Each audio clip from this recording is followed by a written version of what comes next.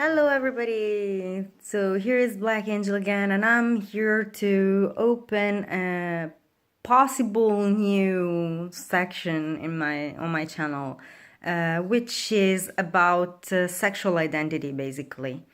And I think I'm going to talk a little bit about a phenomenon, which is actually not a phenomenon, but I'm going to call it that way anyway, that is spreading through a movie. I'm talking about BDSM, so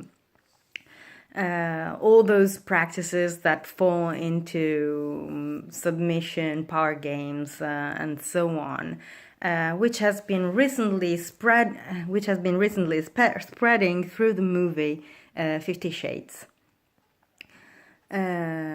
So yeah, why do I want to talk about this? Because through my personal development and in all the years that I've been studying psychology and that I've been exploring society, I also spent some time analyzing and working on this topic. So I think that it is very important for me to share something about this also because I recently realized and figured out reading articles on specialized magazines, specialized psychology magazines, that there's a lack of psychological support for people that have this kind of mindsetting. And there is no specialized support for those who want to explore their sexuality in this direction. Now, being a submissive personality, I don't think I can be of any help to dominant personalities, and I honestly wouldn't want to go there. But I can be of help to submissive personalities. And in this video, I want to talk about something specifically and explain something that needs and requires pointing out. So if you enter any BDSM community and if you go into any forum or any place where they're talking about this stuff, like for example Fat Life or anything of that sort, you're going to meet people that, first of all, tell you to pay attention to abuse. So we're talking about power exchange, we're talking about power dynamics, we're talking about submission, we're talking about sadomasochism, we're talking about flogging, we're talking about any kind of physical pain. And then they turn out and tell you to pay attention to abuse. This is something actually very important and something that I always appreciated about these communities, that at least they point out the problem of abuse. It's not the only one issue, but it's at least a first step towards helping newbies and people that are approaching this kind of sexuality. Finding a dominant, finding a master, finding an owner, finding whatever the case it may be that you're looking for if you're a submissive personality is not only a matter of finding someone with your same sexual inclinations or your same psychological inclinations, because part of it is more psychological than actually sexual. So it's not just a matter of finding someone that is into discipline, if you want discipline, or that is into flogging, if you like flogging, or whatever the case may be, bondage, if you like bondage, or whatever the case may be.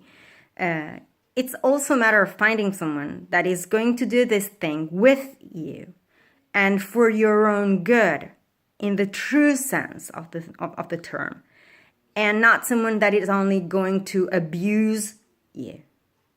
Nobody wants to be abused. And that's another thing that they often repeat, that no dominant wants a doormat. That's actually very important, and I only recently realized what it means.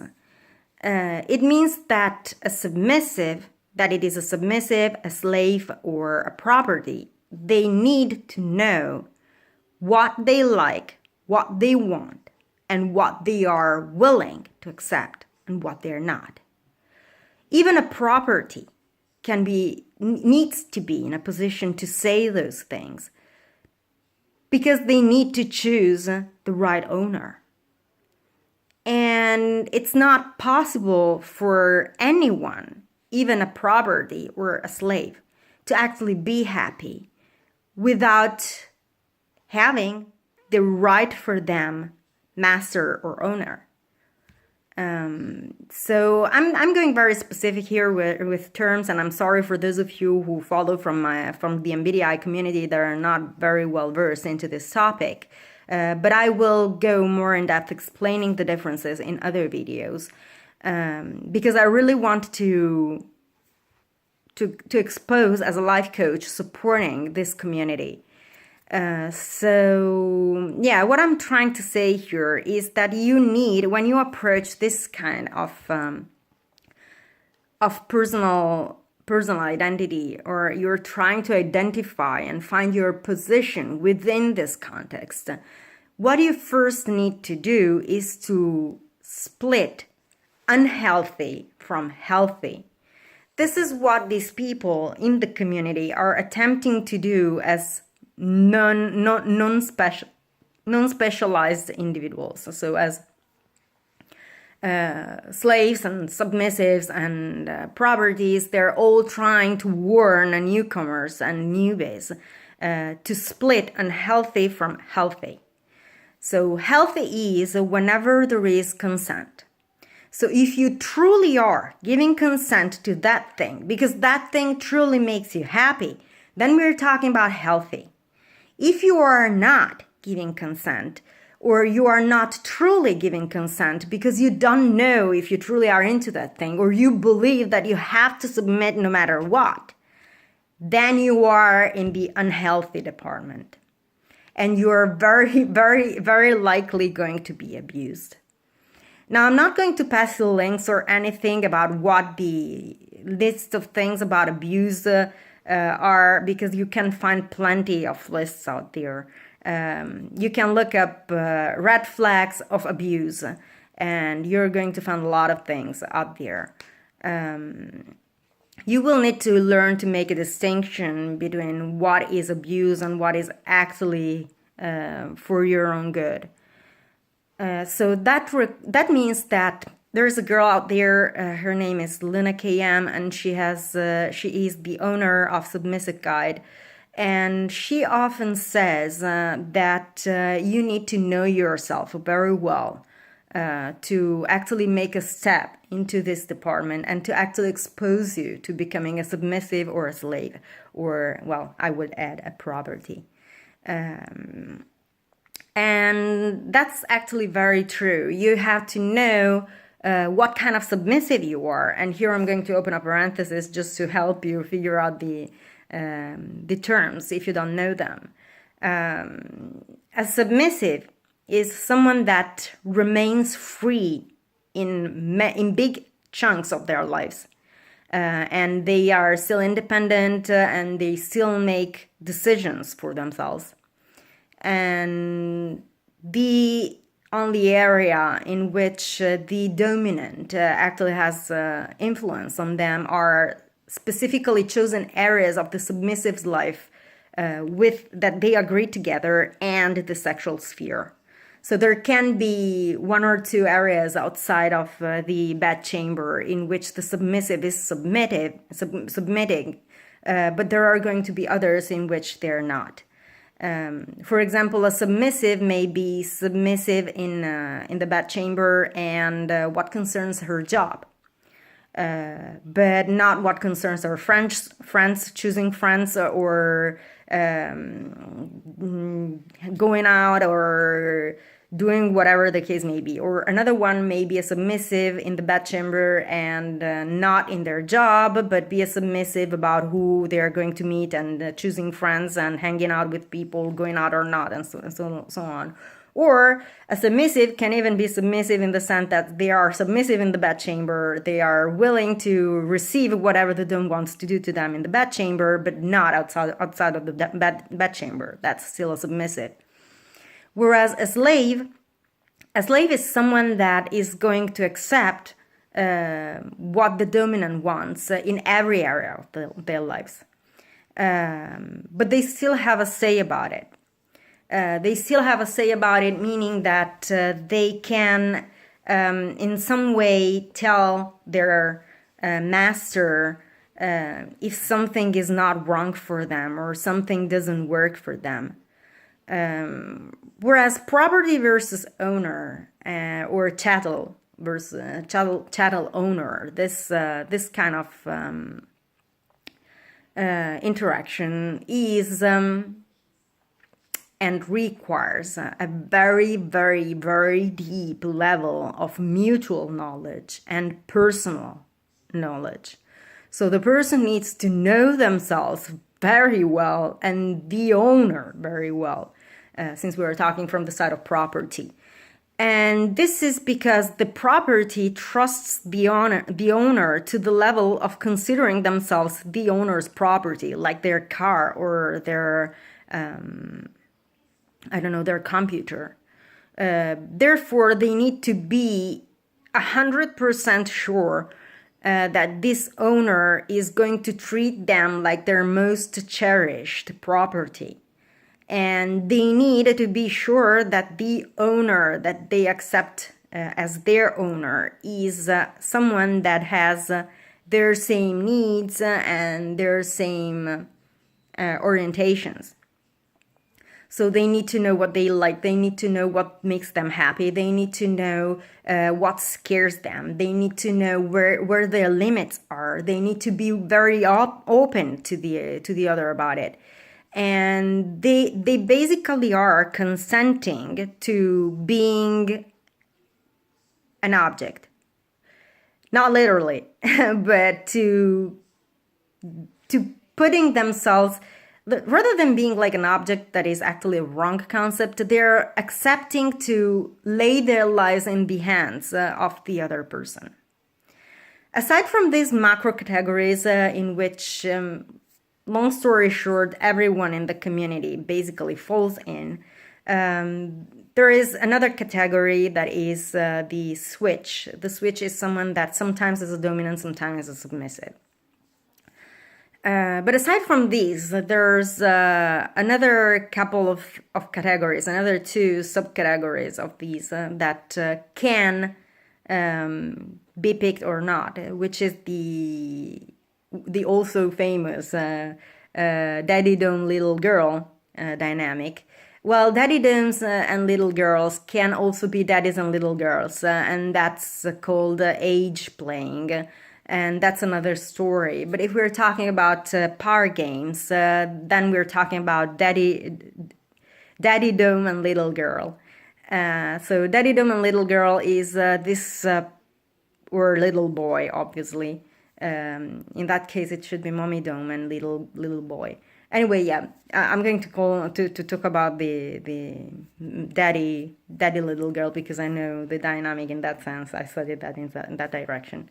So the daddy dome little girl is between a person, a woman that feels in some way like a child and behaves in some ways like a child. There is no actual regression. There is a randomized regression to a childhood phase that is not actually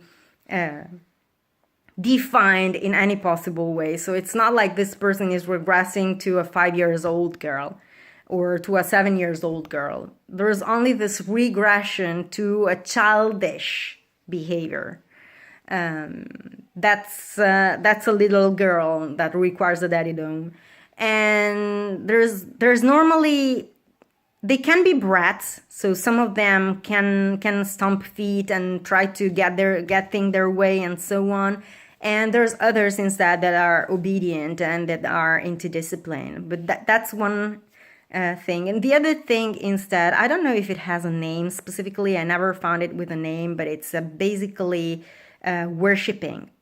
This is another category, worshipping. So basically, this submissive worships the master or the dominant or whatever the case may be. Anyway, yes, I wanted to share this thing and to address the topic at first. It is very important for people that are going to explore this kind of power games that they start. Well, it is very important that they start figuring out who exactly they are. That they start exploring their basic needs, what they can live without, not because they would want it, but yeah, they can sacrifice it, but because they can live without it, like it's not important for them. Before I close this topic, actually, I would want to open a parenthesis that is not going to be very popular in the BDSM community. If you enter BDSM communities, you're going to hear a lot about micromanaging. So what you're going to be told by submissives and slaves is you don't want to be micromanaged. And on this, I want to open a parenthesis. You don't want to be micromanaged if you don't want to be micromanaged. Because if you want to be micromanaged, then what you want is to be micromanaged. Now, there are people that do want to be micromanaged. That's normally properties or slaves, some slaves, some kinds of slaves. But yeah, it is possible that a person wants to be micromanaged. It's extremely rare. It's highly and extremely rare. And micromanaging is normally considered a red flag because if it is imposed, a red flag of abuse, I mean, because if it is imposed, it's unfair. When we're talking about micromanaging, we're talking about it's. I think it's probably more diffused, but I'm not sure about this one. It's probably more diffused among little girls because it's a very childish behavior. Like it's like when you see a child that asks you if they can make any move, can I go to the toilet? Can I drink this glass of water? Can I have that sweet? Can I have my snack now? Or can I have dinner? Can I eat an ice cream before dinner? This kind of person. So they basically need to be micromanaged. That's why I think I'm thinking that it's very likely it happens to little girls, or no. That some little girls can leave that more than normal slaves. But yeah, it makes sense on slaves in general. This is what I mean with the micromanaging, being told even if you can go to the toilet. And someone that tells you what to do in every moment and every instant of your life. Don't do that because I want you to do that other thing. And no, don't do it that way, do it that other way. That's micromanaging. So obviously, every definition and everything needs to be taken to a healthy level. So if you say, I need to be micromanaged, you need to also define what you mean by being micromanaged. Because some levels of micromanagement can be too much for you. Whereas some other levels of micromanagement can be too superficial. I have an example of someone, for example, that asked about foods, a submissive asking about foods every time to the master, and at some point the master exploded that he doesn't have time for that bullshit, that the submissive needs to decide for themselves and they should know by themselves. And that was very painful for the submissive because they need, and this person needs and requires support in that area. So that's what I'm trying to say. If you, for example, can be independent when what concerns food, then you probably don't want someone micromanaging you, or you don't want someone telling you what to do in every moment of your life. Well, for a slave, it's actually more desirable to be told what to do in every moment of the day. But there's level even within there. And a lot of slaves are going to tell you don't want to be micromanaged. Which, again, it is true only if it is true. And you need to get to know yourself. You need to get to know yourself. So, yeah, I think I will close this here. Otherwise, we'll make another super long video. And I will come back with this topic when I feel like it. So this is everything I have about this topic for now, and I will talk to you soon. Bye.